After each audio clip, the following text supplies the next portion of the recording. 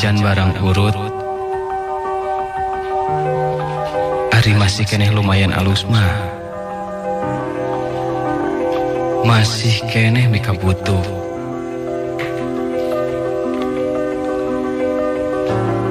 Siga pakaian-pakaian urut atawa disebut babe alias barang bekas masih keneh loba anu ngadun ngajualan. Jeung leuwih teu kurang anu meulina.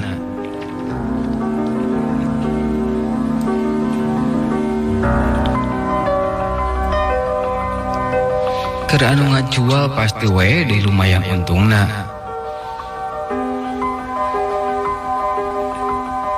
Babe oge geus jadi istilah anu sabiwir hiji, nyaeta barang-barang bekas. Padahal lamun ningali tina kasebut nama barang urut, nya saalus-alusna oge barang urut batur, geus pasti we aya kurangna. Jeung deui teu nyaho nu make eta baju teh boga panyakit atawa henteuna. Lamun ninggang nu make panyakitan, sanu apal eta panyakitna bisa nular ka nu make.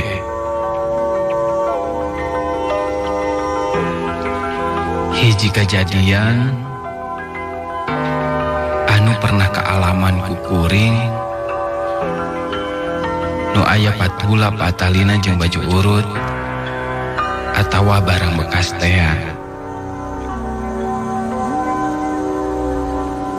Saacan kuring ngaguar cerita nepangkeun ngaran kuring anu katelah mah Edi.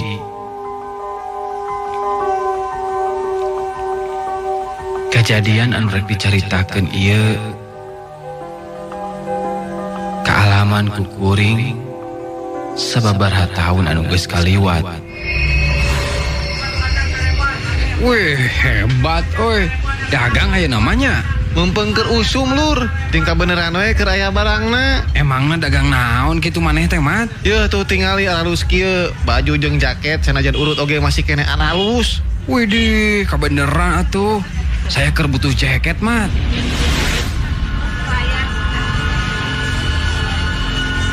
Harita nu jadi kabeneranana kuring keur butuh jaket. Heug deui kuring keur kaparangan boga duit. Kusabab kitu nyaeta jaket yang dipikaresep teh dibeli ku kuring. Ketambah katinggalina eta jaket teh masih kene alus, moal era dina dipakena oge.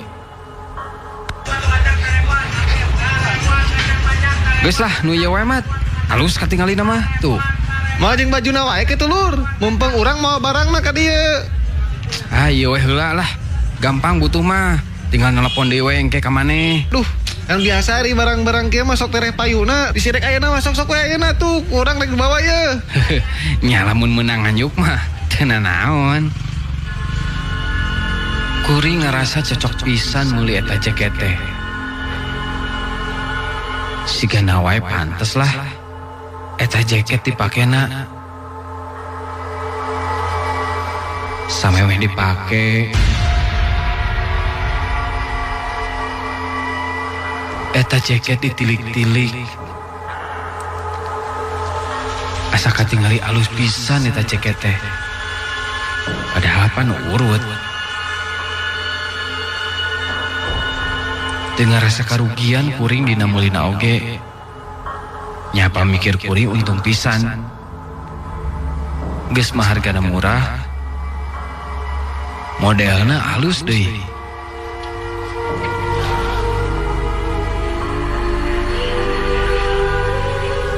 Hiji mangsa dina waktu peuting, kuring kaparangan kabagean jadwal ngaronda.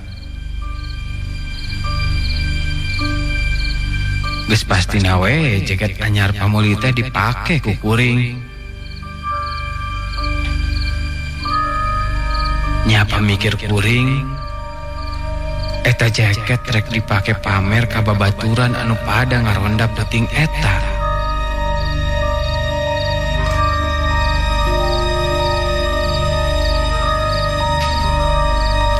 Mimiti kuring sok ngerasakeun aya nu aneh make eta jaket teh.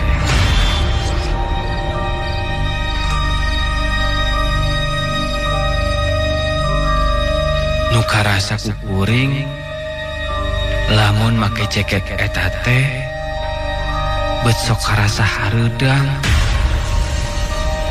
Jeung deui pikiran sok jadi asa teu paruguh. Bisa disebut asa langlang lingling. Tapi sok sanajan kitu kuring teu boga sangkaan goreng kana jaket anu dipake.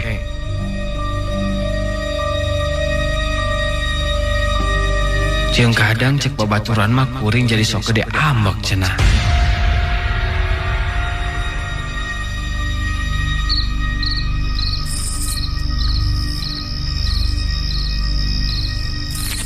Mana bagian miruan seuneu nya? Saya jeung si Teddy bagian nyiapkeun deungeuna. Oh siap, teu naon lah. Da puguh hari peuting mah ngeunahna jeung hareupan seuneu supaya henteu tiris. Pokona mah lamun teu ditungguan bisi seunana pareum. Der liwatna jadi leula asap. Kan bahaya tuh sekali-kali wae mah ngadahar liwat gigi. Nya lamun daek mah engkana karemian.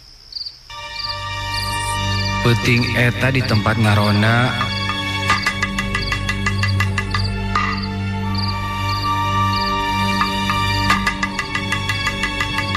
kuring jeung babaturan anu sejen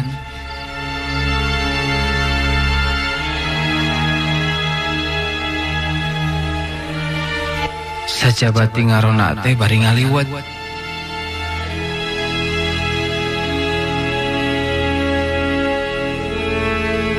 Aya kajadian anu cek anu sejen mah aneh cenah ningali kuring.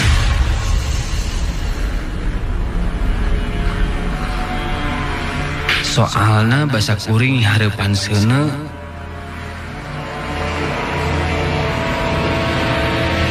babaturan nu sejen nyaritakeun cenah katinggali panon kuring jadi polotot bari jeung katingali semu beureum. Ari rarasaan kuring mah asa biasa-biasa we.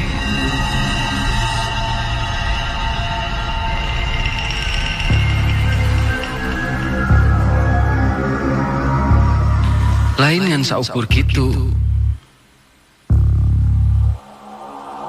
Kajadianana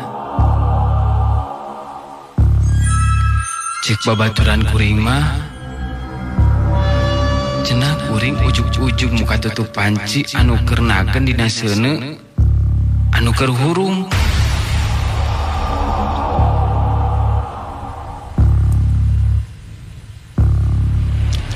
Geus kitu eta sangu liwat anu meujeunna panas ujug-ujug dihuapkeun di dahar ku kuring.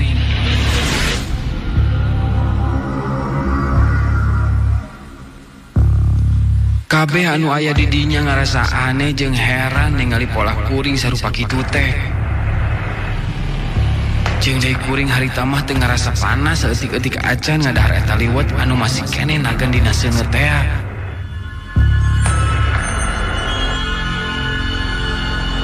Ngan hadena wae di antara nu ngaronda aya salah saurang anu bisa bari manehna ngarti kana kaayaan.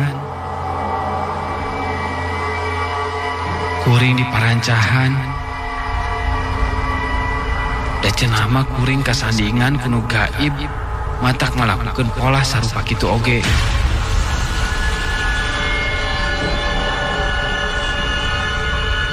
Sanggeus dibere nginum anu caina geus dijampean kuring oge jadi ngarasakeun panas. Bibir kuring jeung leungeun jadi karasa panas. Puguh oge atuh sanguliwat anu masih kenenakeun dina seuneu. Pastina matak molotok kana kulit.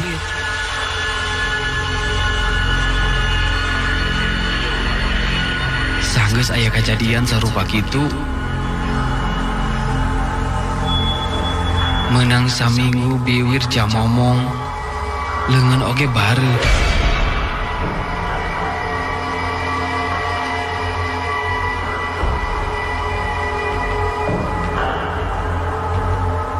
Teu lila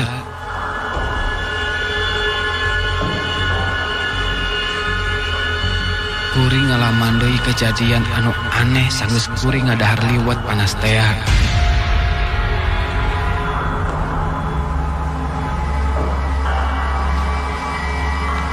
Kabeneran, kuring tepung deui kana jadwal ronda.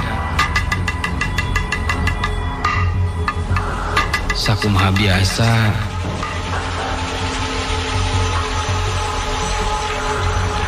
kuring geus siap bari teu poho make jaket anu meunang meuli tea ti si Mamat.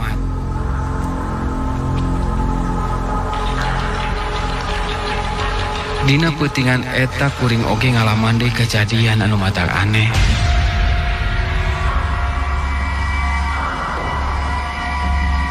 Samalah cek babaturan anu sejen mah kuring teh ngamuk. Kuring kasurupan.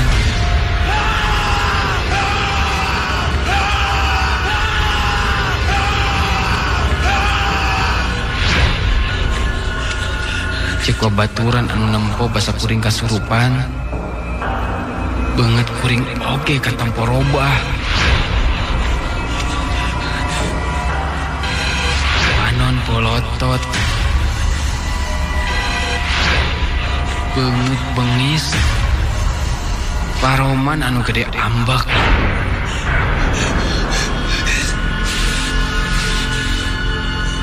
Untungna wae basa kuring kasurupan teh aya nu ngubaran. Nyaeta salah seorang ustad nepikeun ka kuring sadar deui.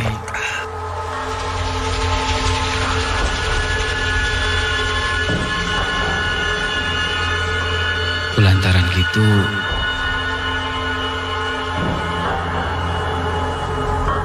kuring oge teu terus cicing di tempat ngaronda. Tapi kuring langsung we balik ka imah. Bari jeung dianterkeun ku babaturan anu sejen.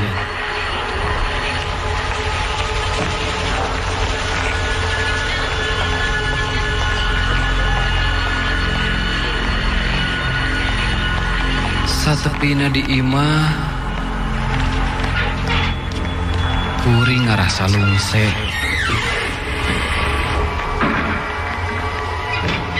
Sigana wae balukar tina kuring kasurupan tea.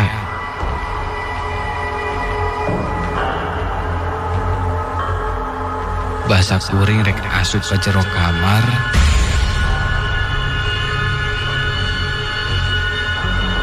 Maksud rek ngagoler supaya leungit asa kacapek tea. Acan oge kuring asup. Ujuk aya anu nepak di satu kangen kana tak-tak kenca. Ugo wae kuring ngarasa reuas aya kejadian sarupa kitu teh. Jeung kuring ngarasa heran deui. Lantaran di eta imah taya deui anu lian salain ti kuring.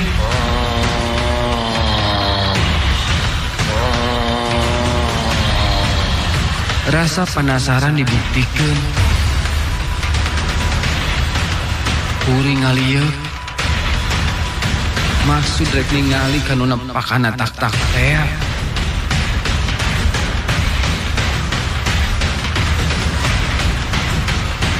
Barang red ka tukang. Kuring ngarasa reuas. Lantaran Gening di tukangan kuring teh aya makhluk anu eukeun ngabedega.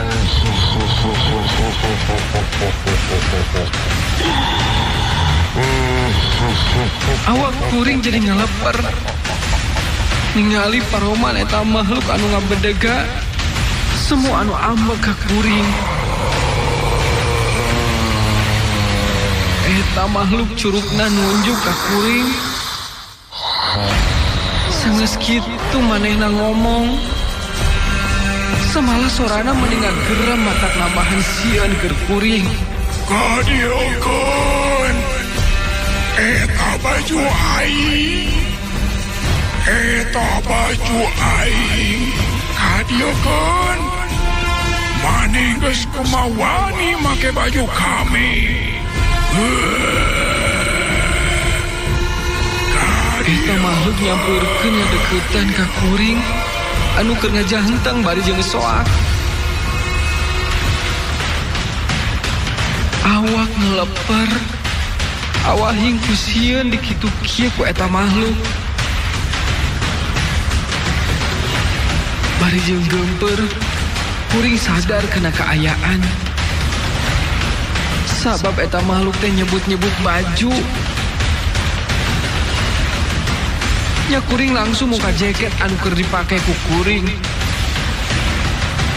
Geus kitu, eta jaket dialungkeun ka eta makhluk anu ngadeuketan teh.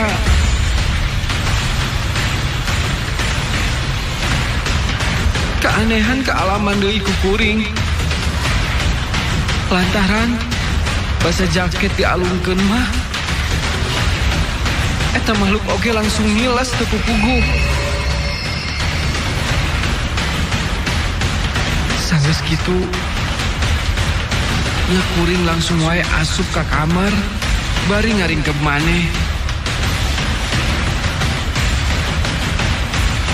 Mimiti mah sok sanajan geus aya di kamar oge hese rek sare. Lantaran masih kene di udag-udag rasa kasieun.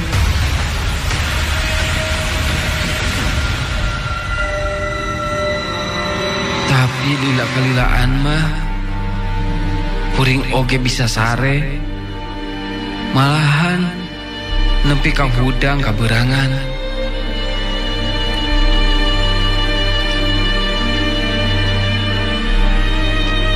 Isukna kuring nepungan salah seorang ustad anu kasebut luhung elmuna. Kuring nepungan bari jeung mawa jaket anu aneh teh.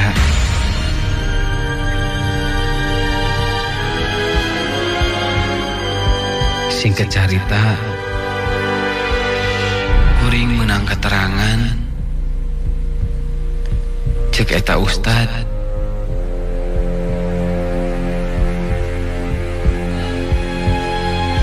anu boga jaket eta teh baheulana jalma buraung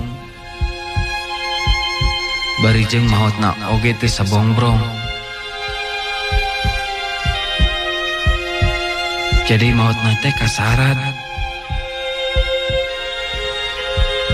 Jeung sing saha wae anu make eta jaket pasti bakal diganggu ku manehna.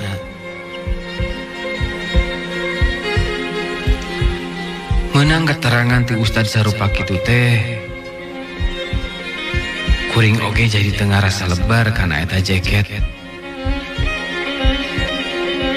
Samalah jaket teh ku kuring langsung diduruk.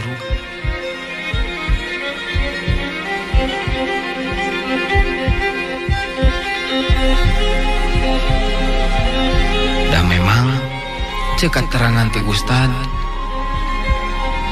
lamun hayang teu diganggu ku eta makhluk,